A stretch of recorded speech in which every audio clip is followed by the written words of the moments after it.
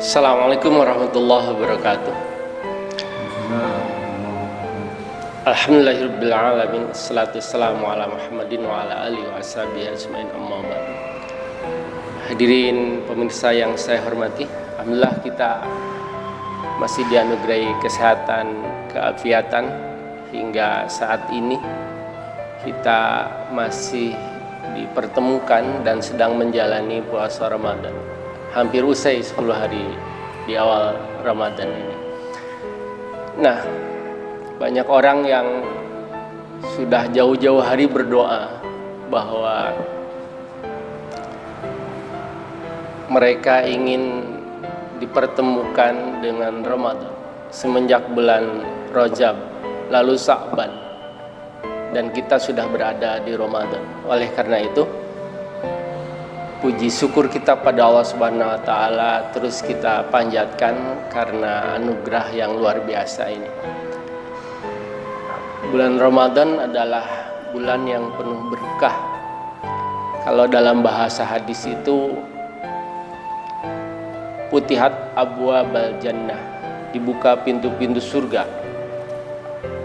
Wa ughliqa abwaba jahannam, lalu pintu neraka ditutup. Wasul silatis sayatin, dan setan dibelenggu. Saya kira kalau masih tetap kita susah untuk taat, kesulitan untuk ibadah, sementara setannya sudah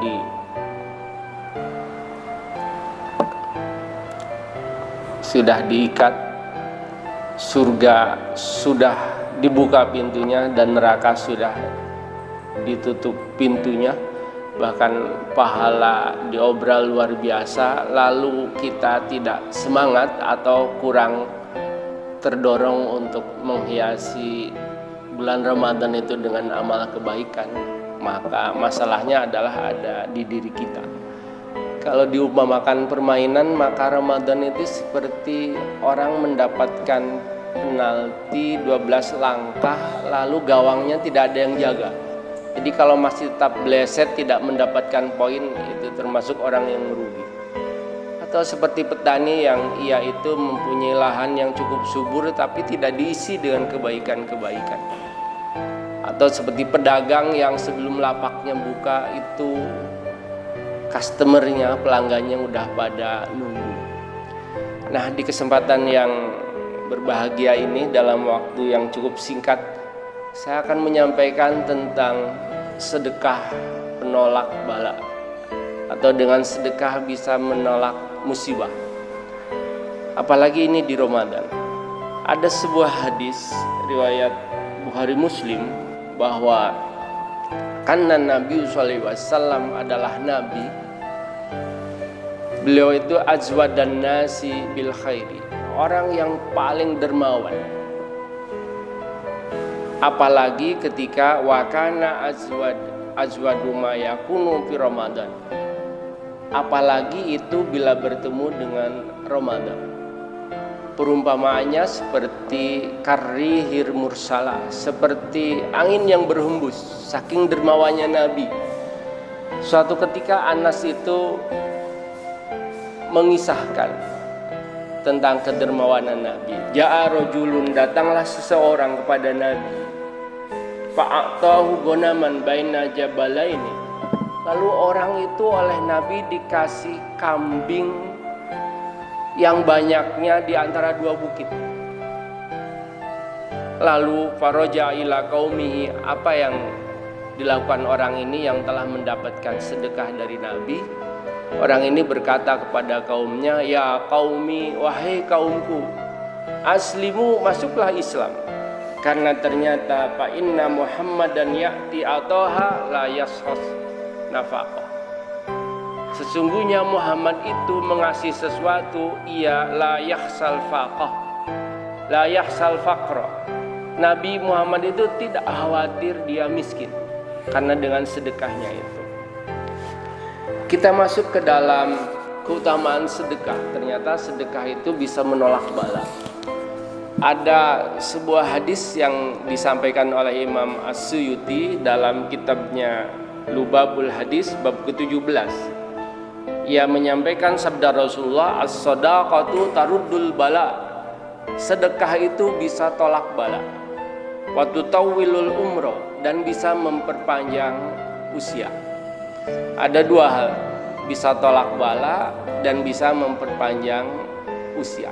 Saya kasih ilustrasi ini. Dulu di zaman Musa itu ada orang kaya. Ia selalu berdoa agar dianugerahi seorang anak. Ternyata sekian lama berdoa tidak juga dianugerahi anak. Lalu ia protes sama malaikat. Malaikat, kenapa aku ini? Sudah sekian lama berdoa, aku meminta dikasih keturunan, tapi kok gak diijabah juga. Lalu itu malaikat itu ngasih bocoran buku catatan kehidupannya. Ternyata tidak tertulis dalam kehidupannya itu bahwa dia akan dianugerahi seorang anak. Selesai sudah, karena orang kaya itu ia yakin bahwa gak mungkin ada malaikat yang berbohong. Tapi ia tidak berhenti sampai di situ, ia terus berusaha. Apa yang terjadi? Ia lakukan sedekah, ia kasihkan kepada fakir miskin sambil berbisik kepada fakir miskin itu, tolong aku doakan agar aku dianugerahi keturunan. Singkat cerita, apa yang terjadi? Setahun kemudian ini orang kaya tersebut, istrinya mengandung dan melahirkan. Sehingga ia sempat tercenung, masa iya sih ada malaikat yang berbohong? Lalu konfirmasi lagi pada malaikat tersebut. Ternyata malaikat menjelaskan, oh kalau begitu gini loh ceritanya. Ketika engkau sedekah, lalu kau meminta agar dibantu oleh orang yang kau kasih sedekah itu agar kau dianugerahi seorang anak, ternyata doa dari orang yang kau kasih sedekah itu didengar oleh Allah dan diijabah. Ini yang menyebabkan mengapa engkau itu mendapatkan anak, dianugerahi keturunan. Ini sebagai penjelas bahwa sedekah itu bisa yarudul bala atau yarudul qada, bisa menolak bala, menghilangkan ketentuan buruk. Apa mungkin saya bisa menyitir surat 13 ayat 39 bahwa Allah itu menyampaikan di ayat itu, yamhullahu ma yasha. Allah itu kuasa untuk menghapus ketentuan, wa yusbit, dan Allah juga bisa juga menetapkan sesuatu. Wa indahul umul kitab, dan di sisinya itu adalah kitab catatan yang pasti. Memang dalam surat ke-57 surat Al-Hadid ayat 22 dan 23 Allah telah berfirman bahwa segala sesuatu itu telah ada di catatannya, fi kitabim min qabli an nabra'aha. Tapi di ayat itu kan ujungnya inna dzalika 'alallahi yasir. Yang demikian itu adalah mudah bagi Allah. Jadi Allah kuasa menetapkan, kuasa juga menghapus. Cara menghapus takdir yang kurang bagus atau qada yang jelek itu dengan apa? Sebetulnya tema ini agak banyak, bukan hanya sekedar sedekah.